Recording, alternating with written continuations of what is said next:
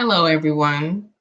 My name is Jennifer Glaze, and I am the host of the newly founded show on the OTV network called Becoming Your Best. I'm also the owner and operator of Becoming Your Best Counseling Services, located in Ackworth, Georgia. So today we will be covering mental health basics or mental health 101, if you will. If we could go ahead and get image one on the screen. We talked in last week's episode about mental health and that everybody has a mental health status, if you will. We touched upon this image right here, and we said when you boil everything down as in regards to mental health, that these three components are what's at work. Our thoughts impact our emotions impact our thoughts, and those things together impact our behavior or what we do. And then what we do impacts how we feel and how we think. So when I say we all have mental health, this is what I'm saying. We all have these three components of our thought life and our life in action constantly working together. So that is what we mean when we talk about mental health. Image two, please. So what I think we often get confused is that many people think of mental health in terms of a mental health disorder. So a mental health disorder is usually associated with significant levels of distress in certain areas of our lives, such as our socialization, our occupation, our home life. So that's more so considered a mental health disorder. But as the image shows, 1 in 5 people have mental illness, but 5 in 5 people have mental health. So I want to clarify that difference before we get further. Everybody has mental health, but only about 20% of our population, or 1 in 5 people, will be diagnosed with a mental illness, if you will. Thank you.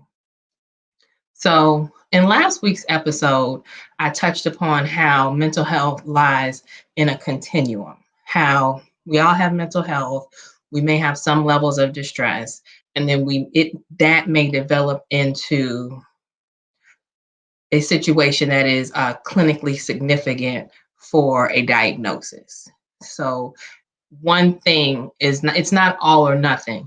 It lies on that continuum. It could be mild, moderate, or severe. So can I get image 3, please? So this next image will basically show that continuum that I'm speaking of. We're going to look at what's considered kind of healthy mental health. We're going to look at when people may experience some distress. And then we're going to go into what may be clinically significant.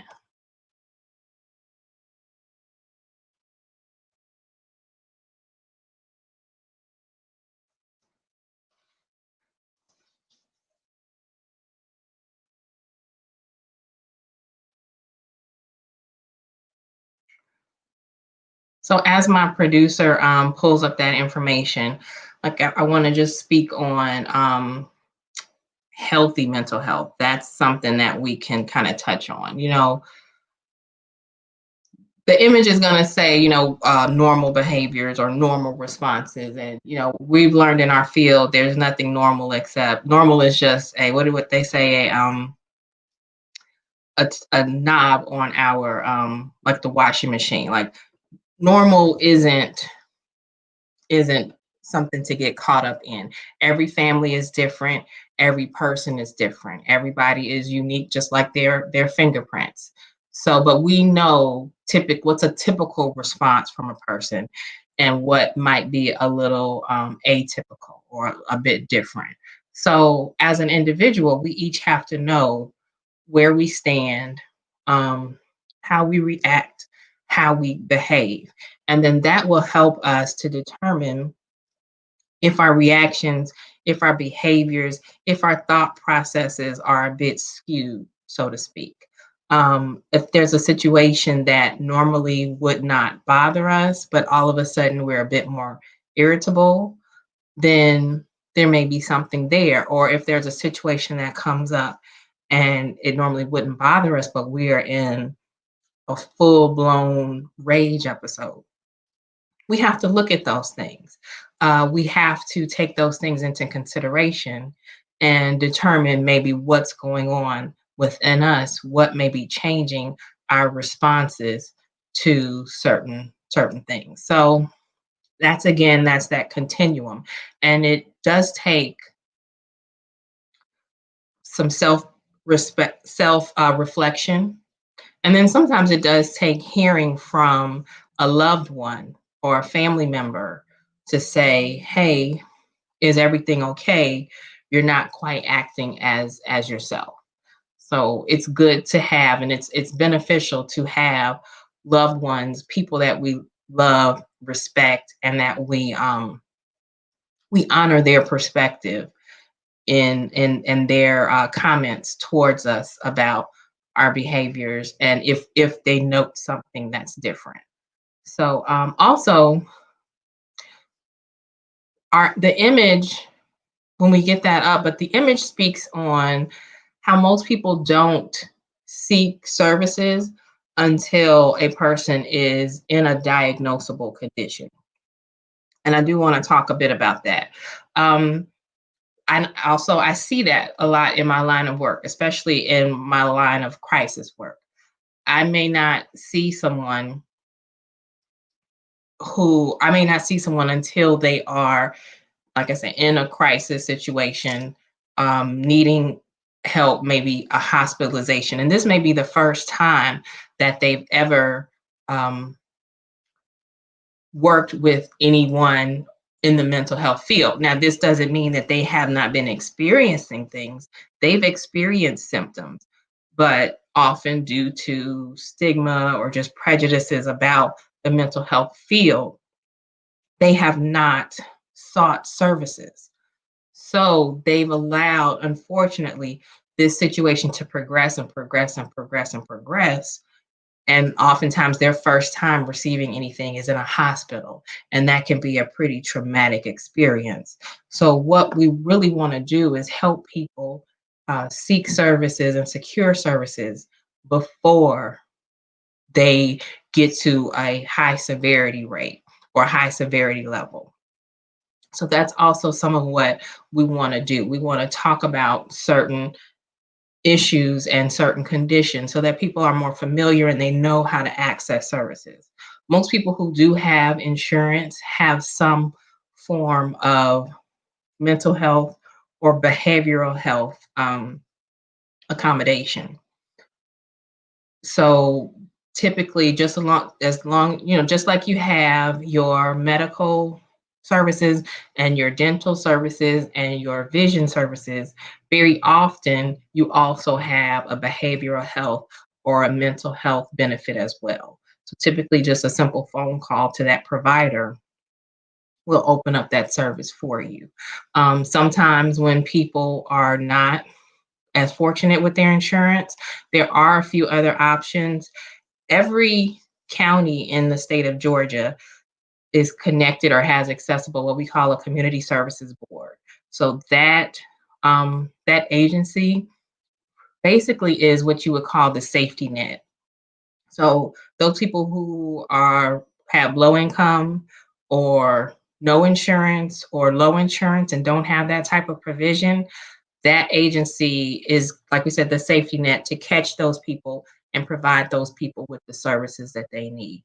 So every county in the state of Georgia has that. Some counties, maybe one agency may cover duplicate other two to three counties, but the service is available for all counties in the state of Georgia. So that's something that can just simply be Googled. There are a couple of other resources available for those with low or no insurance. And what I would like to do is put that information on my Facebook page, which is the same name as the show, Becoming Your Best. And I invite you to go on Facebook, like the page, and I will also have the resources available to you to access different services for low income, no insurance, or minimal insurance companies. I'd also like to talk about when somebody does get a diagnosis. So let's say they're on that continuum and they're towards the end where they have that situation that is what we would call clinically significant, because just because you have some symptoms doesn't mean that it's even reached a point to being diagnosed.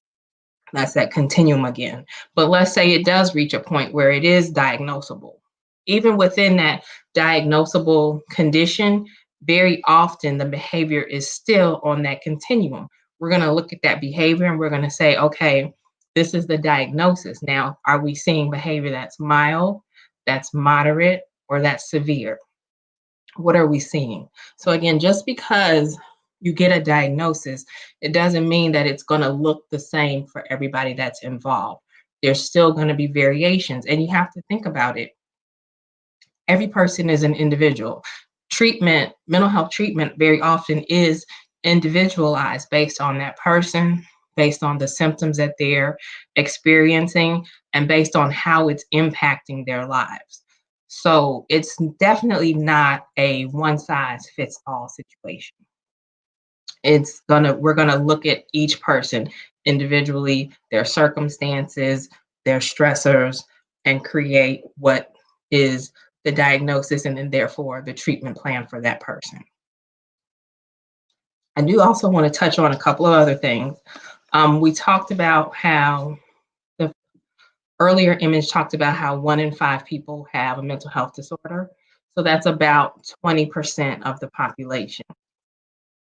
Uh, 1 in 25 people have what we call a severe and persistent mental health disorder. That's going to be your more chronic, uh, more serious disorders. Most people, I think the most frequent diagnosis people are given are in the anxiety disorders. So your generalized anxiety is typically, and that's what a lot of people are seeing right now, particularly now in the age of COVID-19. But there is a variety of diagnoses that we have. But I want us to look at, in regards to the population, I want us to also talk about the races.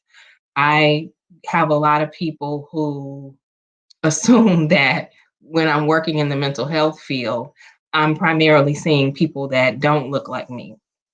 Primarily seeing younger, I guess, white individuals. The reality is, when I'm working in private practice and when I'm working in crisis, I'm working with people of all ages, of all socioeconomic backgrounds, of all races. I'm looking at everybody. Sometimes a person looks like me, and sometimes a person doesn't look like me. But I want to get away from the assumption that mental health concerns only impact the dominant culture. Because again, going back from the beginning, we all have mental health and we all have situations, we all have stressors where our mental health thank you, where our mental health may need some adjusting, where our thoughts, our emotions, and our behaviors may get slightly, I don't want to say out of whack, but our reactions to those things may be a bit different. So I want to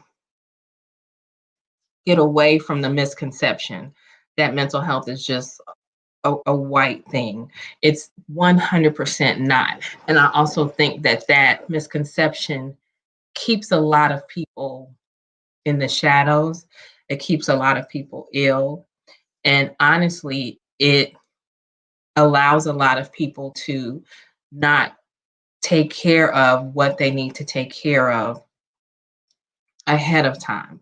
It allows a condition to progress and to worsen when it doesn't have to. So I really definitely want in our time together to dispel those myths. Um, let's see. So let me see. I'm sorry. So in conclusion, one final thing I get a lot is a lot of time people want to know, how do I know if I have a mental health disorder? How do I know if I'm having mental health needs or concerns? And quite honestly, very often, again, when we self reflect and think about how we're behaving, how we're responding, we really can determine on our own if we're not quite right. If we are take a situation and maybe we're more emotional than maybe we have been in the past about that same situation, if we're maybe more reactive than we have been in that situation, if we're lacking motivation, and that's not typically our behavior, we really should be very in tune with who and what we are, so that when there's a change, we can be aware of that. A couple of things to look at is our mood, of course, because we talked about emotion. Also, our levels of fear and worry. Those are very important. Does a certain situation evoke more fear or more worry than it would have in the past? Our sleep habits, our eating habits, our appetite, changes in sex drive. Those are very important. And also sometimes our physical concerns, physical changes in our body. Are we having a lot of gastrointestinal problems? Are we having a lot of headaches, stomach aches, body aches that are unexplainable?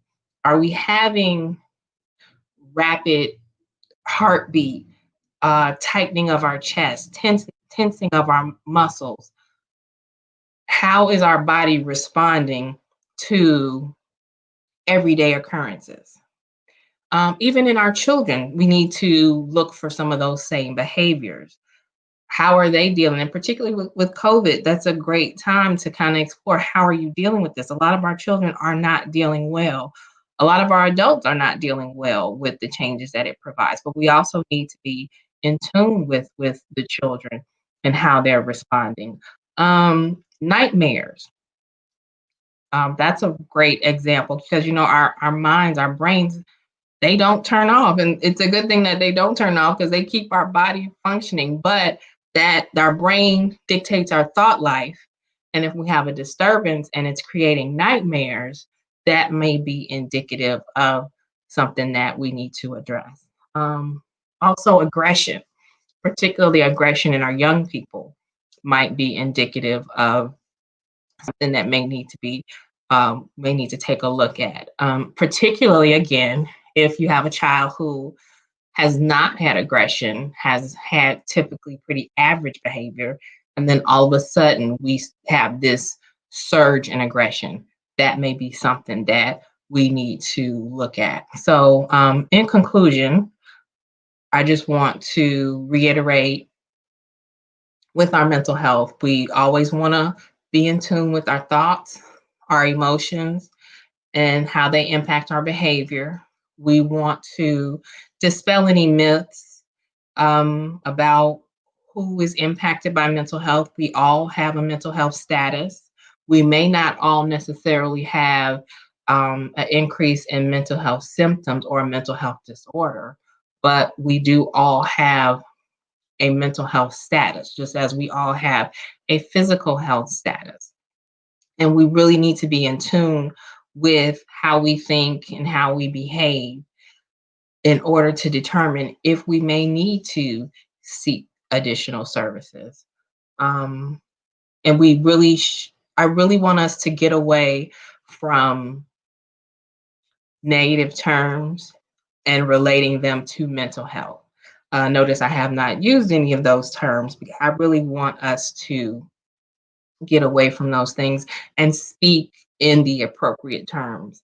And as we do that and we teach those to our loved ones and our young people, hopefully we will dispel some of the myths and the negative connotation regarding the mental health world. So again, I don't want us to dismiss I don't want us to ignore if we see changes in our behaviors. I want us to be open and honest and seek to address what needs to be addressed. So, in next week's episode, we're going to go ahead and talk about maybe the therapy process, what it is, what it's not, and what professionals provide what kinds of services. But again, please follow me on Facebook. The page name is Becoming Your Best. Instagram is also Becoming Your Best. And Twitter, you'll see the difference, Becoming Your Best with Your Being You Are. I will go ahead and post the images that we use today. I will also post the resources for additional resources for therapy services in the state of Georgia. So, in closing, I want to thank you all for joining, and I hope that you will always be striving to become your best. Thank you.